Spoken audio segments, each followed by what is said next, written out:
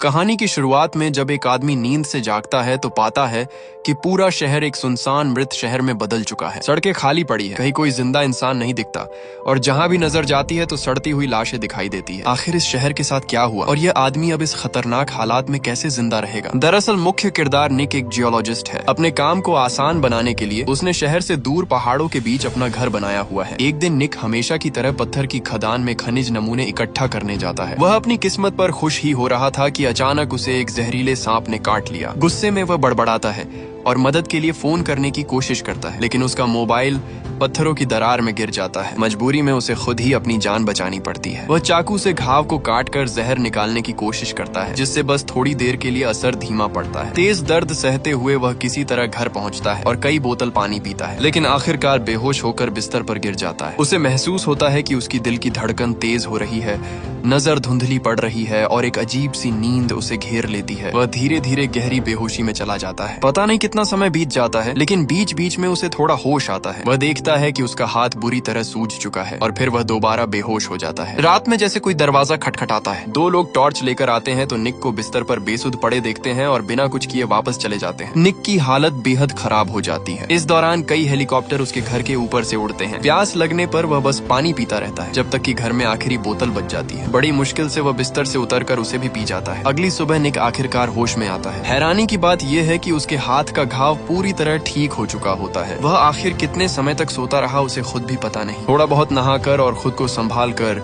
निक ने तय किया कि पहले शहर जाकर कुछ जरूरी सामान खरीद लिया जाए। घर के बाहर खड़ी उसकी छोटी कार पर मोटी धूल की परत जम चुकी थी। उसने कपड़े से शीशा साफ किया और चाबी लगाकर स्टार्ट करने की कोशिश की। खुशकिस्मती से गाड़ी चालू हो गई। निक का घर शहर से ज्यादा दूर नहीं था, तो कुछ ही देर में वह शहर के किनारे पहुंच गया। लेकिन जैसे जैसे वह आगे बढ़ा तो उसे कुछ अजीब सा लगने लगा। पूरे रास्ते उसे एक भी चलती हुई गाड़ी नहीं दिखी और न ही कोई इंसान नजर आया। वह सुपरमार्केट के बाहर गाड़ी रोकता है और सामने ही एक सड़ी गली लाश देखकर सन्न रह जाता है। चौक के बीचों बीच कुछ सैन्य गाड़ियां उलटी पड़ी थीं। आखिर यहाँ ऐसा क्या हुआ था जिससे यह हालत हो गई, ये सोचकर वह पूरी तरह घबरा जाता है। तभी उसकी नजर एक इलेक्ट्रॉनिक बोर्ड पर पड़ती है, जिस पर लिखा होता है कि घातक वायरस का प्रकोप की वजह से सभी लोग तुरंत जहां हैं वहीं शरण ले। निक चौंक कर कहता है कि ये असंभव है। वह तुरंत वापस गाड़ी में भागता है और रेडियो चालू करता है। हर चैनल पर सिर्फ सरकारी रिकॉर्डेड संदेश ही चल रहे थे। ये वायरस बेहद तेजी से फैलने वाला और जानलेवा है,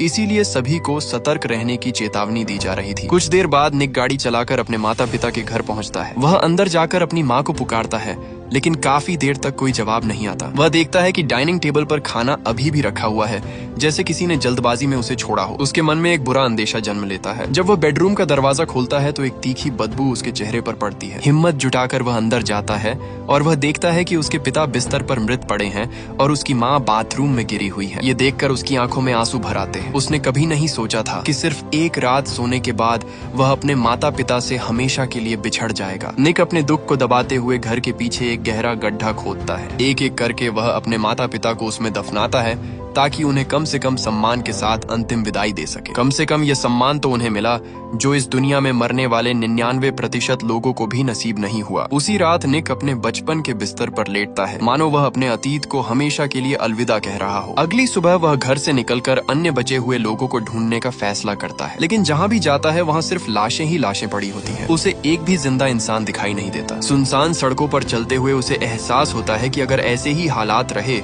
तो बस साल बाद यहाँ की घास इंसानों से भी ऊंची हो जाएगी। वह एक सुपरमार्केट से कुछ जरूरी सामान इकट्ठा करता है और तय करता है कि शहर से दूर जाकर देखेगा, लेकिन शहर से बाहर जाने वाला पुल पूरी तरह बंद मिला। निक हैरान होकर गाड़ी से उतरता है और देखता है कि आगे का रास्ता बिल्कुल जाम है और रुकावट हटाना नामुमकिन है। अब उसका धैर्य जवाब दे देता है और उसकी भावनाएं टूट जाती हैं। वह चाहता है कि पिछले 2 दिन बस एक बुरा सपना हो। वह गुस्से में स्टीयरिंग पर जोर जोर से मुक्के मारता है। खुद को थोड़ा शांत करने के बाद वह दूसरी दिशा में जाने का फैसला करता है। वह आंखें बंद करके एक्सीलरेटर पूरी तरह दबा देता है। सीधी सड़क पर एक भी गाड़ी नहीं है और उसे किसी चालान का डर भी नहीं है। धीरे धीरे रात हो जाती है और उसे दूर कहीं लाल रोशनी चमकती हुई दिखाई देती है। करीब 15 मिनट बाद वह एक और शहर में पहुंचता है। सड़कों के किनारे रंग बिरंगी लाइटें जल रही हैं। पहली नजर में बस लोगों की कमी को छोड़कर उसे सब कुछ सामान्य लगता है। निक सबसे बड़े मॉल में जाता है और सोचता है कि अगर कोई बचा होगा तो यही होगा, क्योंकि यहाँ खाने पीने और रहने की सारी सुविधाएं मौजूद है। लेकिन वह हर एक मंजिल छान मारता है, फिर भी एक भी इंसान नहीं मिलता। उसके मन में सवाल उठता है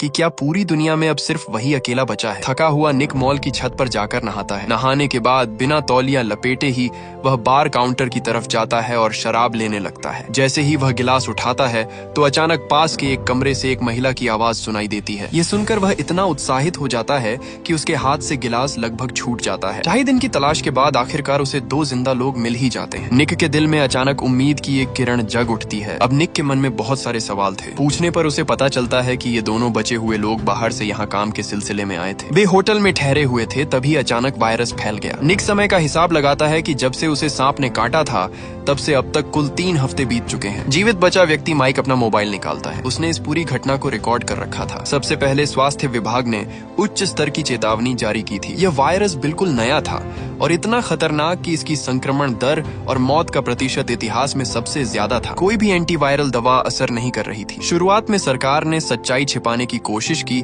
लेकिन हालात जल्दी ही नियंत्रण से बाहर हो गए। यहाँ तक कि अलग अलग स्तर की सरकारें भी काम करना बंद कर चुकी थीं। जीवित बची हुई एनी पूरी दृढ़ता से कहती है कि यह वायरस पूरी दुनिया में फैल चुका है और मानव जाति लगभग खत्म हो चुकी है। उन दोनों के बचने का कारण शायद यही है कि वे बेहद दुर्लभ इम्यून लोग हैं। निक इस बात को मानने के लिए तैयार नहीं होता। वह फैसला करता है कि वह और जगहों पर जाकर देखेगा कि आखिर दुनिया इतनी आसानी से खत्म कैसे हो सकती है। लिफ्ट का इंतजार करते हुए वह थककर दीवार से टिक जाता है। अंदर ही अंदर वह भी उनकी बातों को सच मानने लगा था और वहीं पर वह पूरी रात सो जाता है। अगले दिन वह दोनों से फिर बात करने का सोचता है, लेकिन जब वह उन दोनों को ढूंढता है तो वे कहीं नजर नहीं आते। एक पल के लिए उसे लगता है कि कल की बीती बात शायद एक सपना होगा। थोड़ी ही देर बाद उसे एनी एक महंगे कपड़ों वाले सेक्शन में मिलती है और माइक पास में नाश्ता बना रहा होता है। माइक कहता है कि शायद यह आपदा पृथ्वी का खुद को साफ करने का तरीका है, क्योंकि इंसानों ने इस धरती पर बहुत ज्यादा बोझ डाल दिया था। एनी के अपने सभी करीबी इस वायरस से मर चुके हैं और माइक के साथ भी यही हुआ। इसलिए दोनों ने एक दूसरे का सहारा बनकर साथ रहने का फैसला किया। माइक को पहले लगता था कि इस दुनिया में सिर्फ वही 2 बचे हैं,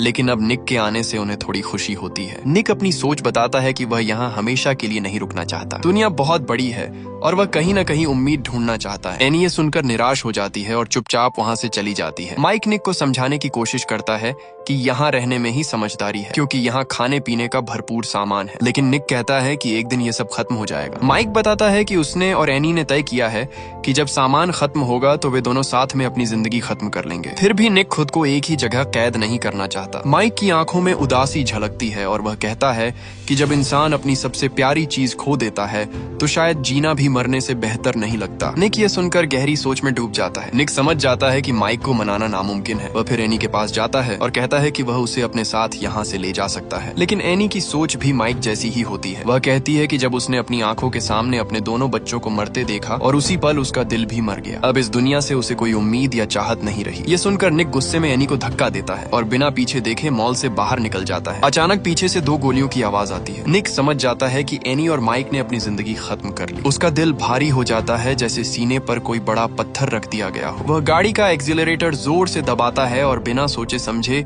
तेजी से आगे बढ़ता जाता है, लेकिन वह पूरी तरह अपना होश नहीं खोता। दूर उसे एक जीवित आकृति दिखाई देती है। निक तुरंत ब्रेक लगाता है तो वहाँ एक छोटा सा पीला कुत्ता होता है। बिना सोचे वह उसे अपने साथ गाड़ी में बिठा लेता है और उसका नाम लुक रखता है। अब निक और वह कुत्ता साथ में शहर के सबसे बड़े पुस्तकालय जाते हैं, जहाँ से निक अपने पसंद की बहुत सारी किताबें चुनता है। फिर वह लुक को लेकर वापस अपने घर लौट आता है। जब तक कोई साफ लक्ष्य नहीं मिलता वह तय करता है कि फिलहाल यही रहना सबसे सही है। शायद यही इस तबाह दुनिया में जीने का सही तरीका है। यहाँ तक कि निक मजाक में सोचता है कि वह और लुक पूरी जिंदगी साथ रहेंगे, बस एक शर्त पर कि जो बाद में मरे वह पहले मरने वाले को न खाए। धीरे धीरे 1 साल बीत जाता है और निक की जिंदगी अब एक ही ढर्रे पर चलने लगती है। सुपरमार्केट में खाने पीने की चीजें अभी खत्म नहीं हुई हैं। उसका मुख्य काम बस इतना है कि वह अपने शरीर को स्वस्थ रखे। पहले से ही अकेले रहना पसंद करने वाला निक अब इस नई दुनिया के साथ ढलने लगता है। अब वह आजादी से सीख सकता है, जब चाहे शांति का आनंद ले सकता है और धीरे धीरे इस सुनसान प्रलय के बाद की जिंदगी को स्वीकार करने लगता है। धीरे धीरे इस नई जिंदगी के साथ ढलने के बाद निक को लगने लगता है कि यह जीवन इतना बुरा भी नहीं है। लेकिन एक दिन उसे अचानक कुछ अजीब दिखाई देता है कि दूर एक घर से धुआं उठ रहा होता है। निक बिना देर किए अपनी गाड़ी लेकर सुनसान सड़कों से होता हुआ उस जगह तक पहुंचता है जहां किसी के रहने का शक होता है। छत पर एक महिला बंदूक ताने खड़ी होती है। निक तुरंत समझाता है कि उसने बहुत समय से किसी इंसान को नहीं देखा और वह सिर्फ ये जानना चाहता है कि क्या अभी भी कोई जिंदा है। महिला उसकी बात समझती है, फिर हथियार नीचे रखती है और उसे अंदर आने का न्योता देती है। उस लड़की का नाम एमा है और उसके पिता एक सैनिक थे। वह बचपन से पहाड़ों में शिकार करके जीती रही है, इसलिए वह वायरस फैलने से बच गई। 1 साल से वह इधर उधर भटक रही थी और कुछ दिन पहले ही इस घर में आई थी। कुछ स्मोक्ड मीट खाने और चाय पीने के बाद निक संतुष्ट होकर जाने की बात करता है, लेकिन एमा उसे रुकने के लिए कहती है। वह बताती है कि उसने ये घर इसलिए चुना क्योंकि यहाँ कोई लाश नहीं है, लेकिन वह यहाँ लंबे समय तक नहीं रहना चाहती क्योंकि उसे यह जगह घर जैसी महसूस नहीं होती। फिर एमा खुद ही निक के घर चलने का प्रस्ताव रखती है। अगली सुबह दोनों साथ में निक के पहाड़ी घर की ओर निकलते हैं। निक ने कभी नहीं सोचा था कि इस वीरान दुनिया में उसे इतनी खुली और मिलनसार लड़की मिलेगी। कुछ ही देर में वे उसके घर पहुँचते हैं, जहाँ पीछे एक बड़ा सा आंगन भी है। एमा खुश होकर कहती है कि वह कुछ समय के लिए यही रहना चाहती है। ये सुनकर निक के मन में हलचल होने लगती है। वह तुरंत घर की बीम से लटकती रस्सी उतार देता है क्योंकि शायद